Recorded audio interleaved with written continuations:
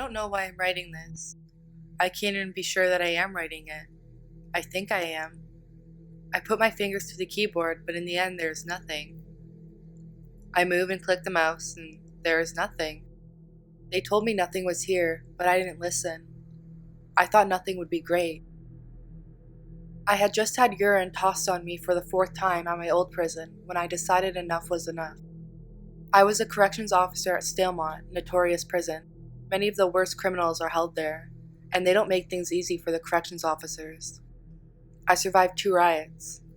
Some of my coworkers were not so fortunate. I remember Adam pleading for his life, but the inmates don't have anything to lose.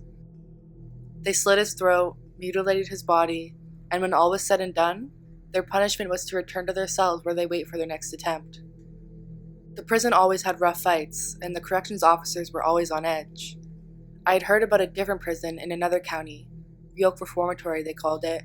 Real quiet, no riots, no fighting, they told me. But every time I asked about transferring there, I got the same response. You don't want to go there. There is nothing. I decided that it sounded sweet to me. I set up a meeting with the warden and asked if he could transfer me or help me move over to this other prison. You really want to go there? There's nothing. You'd have to take a pay cut too, the warden said, trying to convince me to stay. I'm run down. I need a quiet place, even if it means less pay. That was the end of my career at Stalemont. Warden let me use 2 weeks vacation and told me the other prison warden would give me a call in about a week to set me up. The call came on a Wednesday evening. Hello? I answered the phone. Hi, this is Jim Matthews, the warden from Yoke Reformatory. I heard you were hoping to transfer. You can get started next Monday at 8 a.m. if that is acceptable. Next Monday sounds great. Do I need to bring anything with me? Social security card? I asked. Nothing was the man's only reply. I found it a little strange there was no interview, no documentation needed. I figured the warden from Stalemont gave the man all the necessary info so I could get started. I'd show up Monday and see what it's like. Monday morning I made my way to the reformatory. It was a small place. It didn't have high walls with barbed wire like at Stalemont. Guess they didn't need it. The place had only one main entryway, which was strange, but I made my way up to the entrance. I heard the sound of an electronic lock as I walked up and entered the building. The door shut behind me with a click. I didn't see anyone else as I made my way up to a central hub. It was basically a desk with a set of keys to the cells and a computer. There was a nameplate on the desk with my name. At this point I was confused, so I called up the Yoke Reformatory warden. Sir, I made it in today, but I'm a bit confused. There are no other officers here. What am I supposed to do? There was a long silence before the warden answered me. Nothing, and then I heard the line click. I looked through the desk. Maybe there were instructions or a list of rules or something. I found a piece of folded up paper in one of the drawers. Unfolding it, I saw that on the paper was nothing. I tried the computer, hit the switch, but there was nothing. I decided to take a walk.